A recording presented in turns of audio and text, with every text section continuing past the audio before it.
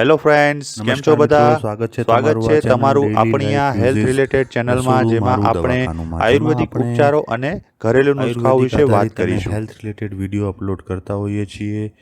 તો મિત્રો, આજના આપણા વિડીયોમાં આપણે અધિક માસનું મહત્ત્વ એટલે કે પુરુષોત્તમ માસનું મહત્ત્વ, તે શા માટે આવે છે, તેમાં કયા કયા કાર્યો કરવા જોઈએ, શું ન કરવું જોઈએ, તેના વિશે વિગતવાર ચર્ચા કરવાના છીએ.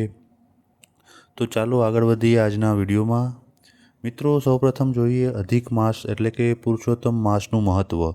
અધિક માસ, જેને પુરુષોત્તમ માસ તરીકે પણ ઓળખવામાં આવે છે, હિન્દુ ધર્મમાં અત્યંત પવિત્ર અને પુણ્યદાયી માનવામાં આવે છે.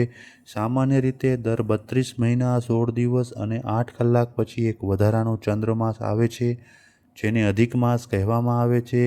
આ માસ ભગવાન શ્રીહરિ વિષ્ણુને સમર્પિત છે, તેથી તેને પુરુષોત્તમ માસ પણ નામ મળ્યું છે.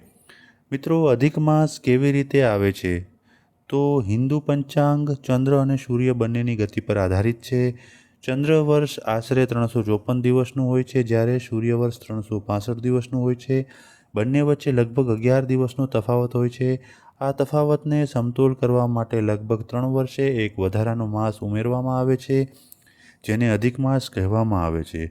અધિક માસની પૌરાણિક કથા. મિત્રો, પ્રાચીન સમયમાં આ વધારાના માસને કોઈ મહત્ત્વ આપતું નહોતું. તેને મલ માસ કહીને તિરસ્કૃત કરવામાં આવતો હતો. દુઃખી થઈને આ માસ ભગવાન વિષ્ણુ પાસે ગયો અને પોતાની વ્યથા વ્યક્ત કરી. ભગવાને તેના દુઃખને દૂર કરીને તેને પોતાનું નામ પુરુષોત્તમ માસ આપ્યું. તેને આશીર્વાદ આપ્યો કે આ માસમાં કરેલા જપ, તપ, દાન, વ્રત અને ભક્તિનું અનેક ગણું ફળ મળશે. તેથી આજ સુધી આ માસને પુરુષોત્તમ માસ તરીકે પૂજવામાં આવી રહ્યો છે. મિત્ર, અધિક માસનું આધ્યાત્મિક મહત્ત્વ. તો અધિક માસનો મુખ્ય હેતુ મનુષ્યને આધ્યાત્મિક જીવન તરફ પ્રેરિત કરવાનો છે. આજના વ્યસ્ત જીવનમાં માણસ ભૌતિક સુખ પાછળ દોડે છે અને ઈશ્વર સ્મરણ માટે સમય કાઢી શકતો નથી. પુરુષોત્તમ માસ આપણને આત્મચિંતન, ભક્તિ અને સદાચાર માટે વિશેષ તક આપે છે. આ માસમાં ભગવાનનું સ્મરણ કરવું, ધાર્મિક ગ્રંથોનું વાંચન કરવું, સત્સંગ કરવો, ભક્તિ કીર્તન કરવું, દાન અને સેવા કરવી વિશેષ પુણ્યદાયી માનવામાં આવે છે. અધિક માસમાં કરવાના મુખ્ય ધાર્મિક કાર્યો. નંબર 1, ભગવાન વિષ્ણુની ઉપાસના. મિત્રો, પુરુષોત્તમ માસ ભગવાન વિષ્ણુને સમર્પિત છે, તેથી રોજ સવારે અને સાંજે ભગવાનના નામે જાપ કરવો જોઈએ. મંત્ર ઓમ નમો ભગવતે વાસુદેવાય અથવા તો શ્રી કૃષ્ણ શરણમ મમ. આ મંત્રોના જપથી મનની શાંતિ અને આધ્યાત્મિક પ્રગતિ થાય છે. નંબર 2, ભગવદ્ ગીતા અને ભાગવતનું વાંચન. મિત્રો, આ માસ દરમિયાન ભગવદ્ ગીતા, શ્રીમદ ભાગવત, વિષ્ણુ સહસ્ત્રનામ અને અન્ય ધાર્મિક ગ્રંથોનું પાઠન ખૂબ જ શુભ માનવામાં આવે છે. જ્ઞાન દ્વારા મન શુદ્ધ બને છે અને જીવનમાં સકારાત્મકતા આવે છે. નંબર 3, દાનનું મહત્ત્વ. મિત્રો, દાનને હિન્દુ ધર્મમાં વિશેષ સ્થાન આપવામાં આવ્યું છે. પુરુષોત્તમ માસમાં કરેલું દાન અનેક ગણું ફળ આપે છે.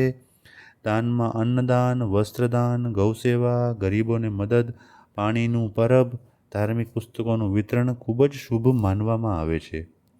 ઉપાસના અને તપ. શારીરિક અને માનસિક શુદ્ધિ માટે ઉપવાસનું વિશેષ મહત્ત્વ છે. આ માસમાં એકાદશી, પૂર્ણિમા અથવા પોતાની શક્તિ અનુસાર ઉપવાસ કરી શકાય છે. ઉપવાસ માત્ર ભોજનનો ત્યાગ નથી, પરંતુ ખરાબ વિચારો અને દુર્ગુણોથી દૂર રહેવાનો સંકલ્પ પણ છે. નંબર 5, સત્સંગ. મિત્રો, સારા વિચારો અને સારા લોકોનો સંગ જીવનને નવી દિશા આપે છે. પુરુષોત્તમ માસમાં સત્સંગ, કથા અને ભજન કાર્યક્રમોમાં ભાગ લેવો જોઈએ. અધિક માસમાં શું ન કરવું? મિત્રો, પરંપરા અનુસાર અધિક માસમાં કેટલાક શુભ મંગલ કાર્યો ટાળવામાં આવે છે, જેમ કે લગ્ન, ગૃહપ્રવેશ, મુહૂર્ત આધારિત નવા વ્યવસાયની શરૂઆત, યજ્ઞોપવિત સંસ્કાર. જોકે રોજિંદા જીવનના જરૂરી કાર્યો કરી શકાય છે. આ નિયમોનો હેતુ લોકોને વધુ સમય ભક્તિ અને સાધનામાં લગાવવા માટે છે. અધિક માસમાં દાન કેમ મહત્ત્વનું છે? મિત્રો, દાનથી માત્ર જરૂરિયાતમંદ લોકોને મદદ જ નથી થતી, પરંતુ આપણામાં રહેલી લોભ અને સ્વાર્થની ભાવના પણ ઓછી થાય છે. શાસ્ત્રોમાં જણાવાયું છે કે દાનથી ધન ઘટતું નથી, પરંતુ પુણ્ય અને સમૃદ્ધિ વધે છે. પુરુષોત્તમ માસમાં કરેલું દાન અક્ષય પુણ્ય આપે છે એવું માનવામાં આવે છે. આધુનિક જીવનમાં અધિક માસનું મહત્ત્વ. તો મિત્રો, આજના સમયમાં લોકો તણાવ, ચિંતા અને ભૌતિકવાદમાં ફસાયેલા છે. પુરુષોત્તમ માસ આપણને યાદ અપાવે છે કે જીવનનો સાચો હેતુ માત્ર સંપત્તિ મેળવવાનો નથી, પરંતુ આત્મિક વિકાસ પણ એટલો જ મહત્ત્વનો છે.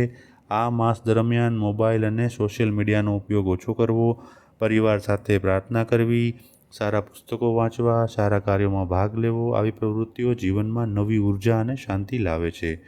પુરુષોત્તમ માસ અને કર્મયોગ. મિત્રો, ભગવાન શ્રી કૃષ્ણે ભગવદ્ ગીતામાં કર્મયોગનો ઉપદેશ આપ્યો છે. પુરુષોત્તમ માસ આપણને નિસ્વાર્થ સેવા અને સારા કામ કરવા માટે ભગવાન શ્રી કૃષ્ણે ભગવદ્ ગીતામાં કર્મયોગનો ઉપદેશ આપ્યો છે. પુરુષોત્તમ માસ આપણને નિસ્વાર્થ સેવા અને સારા કર્મો કરવા માટે પ્રેરિત કરે છે. આ માસમાં કરેલા સારા કર્મો, ગરીબોની મદદ, વૃક્ષારોપણ, પક્ષીઓને દાણા અને પાણી આપવું, બીમાર લોકોની સેવા કરવી, ગૌસેવા વગેરે ભગવાનની ઉપાસનાનું સ્વરૂપ જ માનવામાં આવે છે. પરિવાર માટે અધિક માસનું મહત્ત્વ. મિત્રો, પુરુષોત્તમ માસ પરિવારને એક સાથે લાવવાનો ઉત્તમ અવસર છે. પરિવાર સાથે સાંજની આરતી, ભજન, ગીતા પાઠ, ધાર્મિક ચર્ચા કરવાથી બાળકોમાં પણ સારા સંસ્કારોનું સિંચન થાય છે. મિત્રો, અધિક માસનું વૈજ્ઞાનિક મહત્ત્વ. જ્યાં એક તરફ અધિક માસ ધાર્મિક મહત્ત્વ ધરાવે છે, ત્યાં બીજી તરફ તે ખગોળશાસ્ત્રીય દૃષ્ટિએ પણ મહત્ત્વપૂર્ણ છે. સૂર્ય અને ચંદ્રના વર્ષ વચ્ચેના તફાવતને સમતોલ કરવા માટે આ વ્યવસ્થા બનાવવામાં આવી છે. આ દર્શાવે છે કે ભારતીય ઋષિઓને ખગોળ વિજ્ઞાનનું ઊંડું જ્ઞાન હતું. પુરુષોત્તમ માસમાં કરવાના સરળ સંકલ્પ. મિત્રો, દરેક વ્યક્તિ પોતાની ક્ષમતા પ્રમાણે આ સંકલ્પ લઈ શકે છે. રોજ 11 અથવા 108 વાર ભગવાનનું નામ લેવું, ગીતાનો એક અધ્યાય વાંચવો, જરૂરિયાતમંદ વ્યક્તિને મદદ કરવી, એક સારો કાર્ય કરવું, ક્રોધ અને નિંદાથી બચવું અને સાત્વિક આહાર લેવો. તો મિત્રો, અધિક માસ અથવા પુરુષોત્તમ માસ માત્ર પંચાંગમાં આવતો એક વધારાનો માસ નથી, પરંતુ આત્મિક ઉન્નતિ, ભક્તિ, દાન, સેવા અને આત્મચિંતનનો અમૂલ્ય અવસર છે. ભગવાન વિષ્ણુએ પોતાના નામથી આ માસને પવિત્ર બનાવ્યો છે. તેથી આ માસમાં કરેલા જપ, તપ, દાન, વ્રત, સત્સંગ અને સારા કર્મોનું વિશેષ ફળ પ્રાપ્ત થાય છે. પુરુષોત્તમ માસ આપણને શીખવે છે કે જીવનમાં ભૌતિક સફળતા સાથે આધ્યાત્મિક વિકાસ પણ જરૂરી છે. જો આપણે આ માસનો સદુપયોગ કરીને ભક્તિ, સેવા અને સદાચારના માર્ગે ચાલીએ તો જીવન વધુ સુખી, શાંત અને અર્થપૂર્ણ બની શકે છે. જય શ્રી કૃષ્ણ, જય શ્રી હરિ, પુરુષોત્તમ ભગવાનની જય. તો મિત્રો, આશા રાખું છું કે આજનો આ વિડીયો જોયા પછી તમને અતિ મહત્ત્વપૂર્ણ એવા પુરુષોત્તમ માસની એટલે કે અધિક માસનું મહત્ત્વ અને તેમાં કરવાના કાર્યો અને ન કરવાના કાર્યો તેના વિશેની ખૂબ જ અગત્યની માહિતી મળી હશે. જો તમને આ વિડીયો પસંદ આવ્યો હોય તો લાઈક કરો, કોમેન્ટ કરો અને તમારા મિત્રો અને પરિવારજનોમાં તેને અવશ્ય શેર કરો. જો તમે અન્ય કોઈ વિષય ઉપર વિડીયો જોવા માગતા હો મિત્રો, તો મને કોમેન્ટમાં લખો, જેથી હું તે વિષય ઉપર વિડીયો બનાવવાનો અવશ્ય પ્રયત્ન કરી શકું. તો ચાલો મિત્રો, ફરી મળીશું એક નવા વિડીયો સાથે, એક નવી ઉર્જા સાથે. ત્યાં સુધી આવજો.